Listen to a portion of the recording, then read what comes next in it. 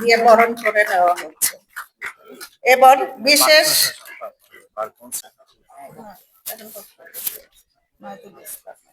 একে অপরকে হেল্প করি, তাহলে মনে হয় ইনশাল্লাহ আমরা শিবগঞ্জ একাই যথেষ্ট, আমাদের কারো কাছে যেতে হবে না ইনশাল্লাহ। সবাই ভালো থাকবেন, সবার সাথে দেখা হবে ইনশাল্লাহ। আশা করি একে অপরকে সহযোগিতার মাধ্যমে শিবগঞ্জকে সুন্দর একটা উপজেলা, সুন্দর একটা জায়গা বানাবো ইনশাল্লাহ। সবাই ভালো থাকবেন, আসসালামু আলাইকুম।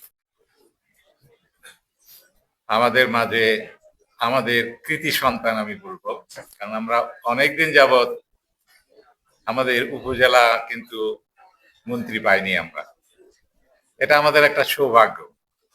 আমি ওনাকে সমিতির তরফ থেকে অবশ্যই সবার তরফ থেকে স্বাগতম জানাচ্ছি। সাংগঠনিক ছেলে, এই সমস্ত বিষয় নিয়ে কাজ করে। আমাদের ইসাহাক মানে আমাদের শিখবন্ধের বাইরে যেগুলো সেগুলোর নাম বলতেছে বোঝার জন্য যে আমি চিনি আর কি। শিখবন্ধের বাইরে যারা আসছেন তাদেরকে আমি চিনি আর শিখবন্ধের তো আমি সবাইকেই চিনি। এরপরে আসছে আমাদের ইউনুস সাহেবের মেয়ে, শাহজাহানপুর উপজেলা বিএনপির সাধারণ সম্পাদক ছিলেন, বড় ইউনুসের মেয়ে, অ্যাডভোকেট। মানে আমি শিখবন্ধের বাইরে গুলো বলছি। আবার উন্মুক্ত বিশ্ববিদ্যালয়ের সুলতান ভাই বারবার মাথা উঁচু করছে পিছন থেকে যে আমাকে বোধহয় প্রধান অতিথি দেখছেন কিনা। আপনাকে আমি দেখেছি সুলতান ভাই, দাঁড়া, আপনাকে আমি দেখেছি, আপনাকে আমি দেখছি, এটা বোঝানোর জন্য বললাম। তারপর আমাদের জানগ্রামের জাহিদুর ভাই, আপনাকে আমি চিনি, আমি আপনাদের সবার মুখ চিনি, সবাইকে চিনি, এই জন্য এত নাম বলার দরকার নাই। এত আমি যেহেতু রমজান মাস, সংক্ষেপে কথা বলে আমি আমার বক্তব্যের মধ্যে মোটামুটি সব বলার চেষ্টা করব। এর আগে আপনারা বহুবার দাওয়াত দিয়েছেন, আমি হয়তো রাজনৈতিক কারণে, ফেরারি আসামি থাকবার কারণে, নানা কারণে হয়তো আসতে পারি। আর কল্যাণ সমিতিতে যারা কল্যাণ করতে পারবে না তারা আসার দরকারটাই।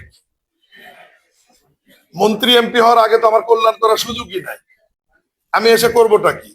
বরঞ্চ এই ধরনের অনুষ্ঠানে যাদের কিছু করার সুযোগ আছে তারা আসলে সবচেয়ে ভালো হয়। বগুড়াবাসী, আপনারা শিখবন্ধু মানুষ, অবশ্যই তো মন্ত্রী হিসেবে আমাকে দখল করার চেষ্টা করবেন, সেটা তো আপনাদের দখলে আমি থাকবোই, কিন্তু পুরো বগুড়ায় আমাকে কাজ করতে হবে। কারণ মাননীয় প্রধানমন্ত্রী বগুড়া জেলায় 30 বছর পর আমাকে মন্ত্রী বানিয়েছেন পুরো জেলা দেখার জন্য, এবং উনি আমাকে আলাদা নির্দেশনা দিয়েছেন যে ভিডিও করে দিলে ঘুমাচ্ছেন উনি। আমরা একটু হাসতেছি, ওটাও সমস্যা আমাদের। আমরা মন খারাপ করেছি, ওটাও আছে যে কিছু পাইনি এই জন্য মন খারাপ করে আছে। মানে 24টি ঘন্টা আমরা কিন্তু ক্যামেরার মধ্যে আছি, এবং আমি এখানে যে কথাগুলো বলছি এগুলো কিন্তু লাইভ হচ্ছে অথবা ভিডিও হচ্ছে। আমাদের কথাবার্তা অত্যন্ত শালীনতার মধ্যে, সাবধানে, শব্দ চয়নের মধ্যে অনেক কিছু আমাদের পরিবর্তন আনতে হচ্ছে নানা কারণে। আমরা যা ইচ্ছা তা বলতে পারছি না, করতেও পারছি না। এই সামাজিক যোগাযোগের মাধ্যমে মানে এই যুগে এসে আমরা ক্যামেরার মধ্যে থাকবার কারণে। উত্তরাঞ্চলের মানুষ জন্মগত কারণে কিন্তু আমরা একটু বোকা শোকা, এটা অস্বীকার করার সুযোগ নাই। কোটিতে এবং লাখে 2-1 মানুষ উত্তরাঞ্চল থেকে বের হয়েছে, তার মধ্যে মহান স্বাধীনতা ঘোষক শহীদ রাষ্ট্রপতি জিয়াউর রহমান। এরশাদ যদিও স্বৈরাচার, কিন্তু বুদ্ধি ছিল, তাছাড়া ক্ষমতা নিল কেন, এটাও একজন ধরা যায় তার মধ্যে। আপনারা খেয়াল করবেন, বা আমি কাজ করতে গিয়ে যেটা দেখেছি, এই অঞ্চলের এমপিদের সাথে আমাদের উত্তরাঞ্চলের এমপিদের অনেক ডিফারেন্স। গতকাল একজন এমপি আসছে, আমি নাম বলবো না, উনি লজ্জা পাবেন, আমার অফিসে আমাকে সে স্যার বলতেছে। আমরা বলি ভাই আপনি স্যার বলেন কেন, আপনি মাননীয় এমপি, আমিও এমপি, মন্ত্রী বানিয়েছেন, আপনি আমাকে মাননীয় বলতে পারেন। ও বারবার বলতেছে স্যার।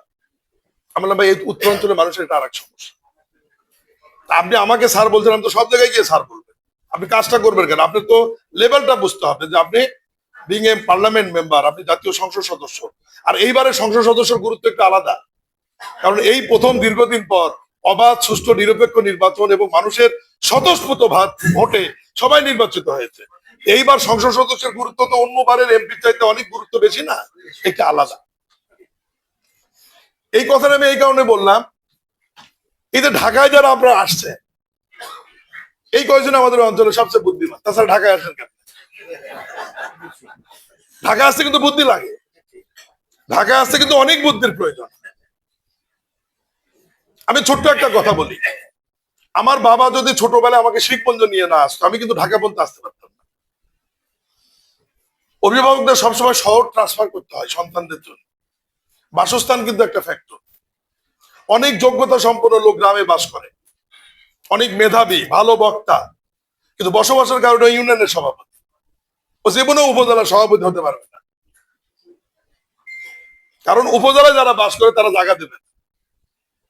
অনেক মেধাবী লোক উপজেলা লেভেলে বাস করে, ভালো ভালো তৈরি হয়েছে। সেটা হচ্ছে আপনারা আমার ছেলে সীমান্ত এবং বিপুলের সাথে যোগাযোগ করে কিছু কি ডকুমেন্ট লাগবে আব্বু এই মুহূর্তে আমাকে বল। এখন কি লাগবে? এখন শুধু এনআইডি দিবেন। আমরা ঢাকাতে দুটা বিষয়ের উপর তাদেরকে ট্রেনিং দেব, প্লাম্বার আর একটা ওয়েল্ডিং। ওয়েল্ডিং এবং প্লাম্বারের উপর তাদেরকে ট্রেনিং দিব। তাদের আমরা ট্রেনিং শেষে ফ্রি ভিসা দিয়ে, বিমান ভাড়া লাগবে কি লাগবে না এটা নিয়ে আলোচনা আমার সাথে চলছে, ওটাও আমি ফ্রি করার সম্ভাবনা আছে। শিখবোস থেকে আমি 300-400 লোক আগামী 6 মাস 1 বছরের মধ্যে জাপান পাঠিয়ে দিতে চাই আপনাদের সহযোগিতা চাই, এবং এটা ফ্রি কস্ট, এবং গিয়েই বেতন হবে 2.5 থেকে 3 লক্ষ টাকা। মানুষকে মিডল ইস্টে পাঠিয়ে কোনো লাভ নেই। গাধার মতো খাটবে, বাড়ি এসে বউ সন্তানকে কষ্ট দিবে, দেখবে যেমন বাড়ি রেখে গিয়েছিল তেমন আছে। মাসে যে টাকা পাঠাবে খরচ করে বউ বাচ্চারা খাবে, আর সন্তান দামি একটা মোটরসাইকেল কিনবে।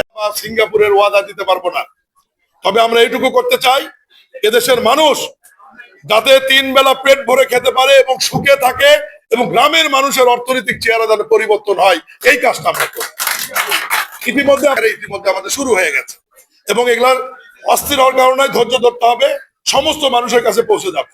আমি সবার কাছে দোয়া চেয়ে সবার সুস্বাস্থ্য দীর্ঘায়ু কামনা করে এই অনুষ্ঠানে দাওয়াত দেওয়ার জন্য কৃতজ্ঞতা জানিয়ে আমার বক্তব্য শেষ করছি। ভালো থাকবেন। আসসালামু আলাইকুম।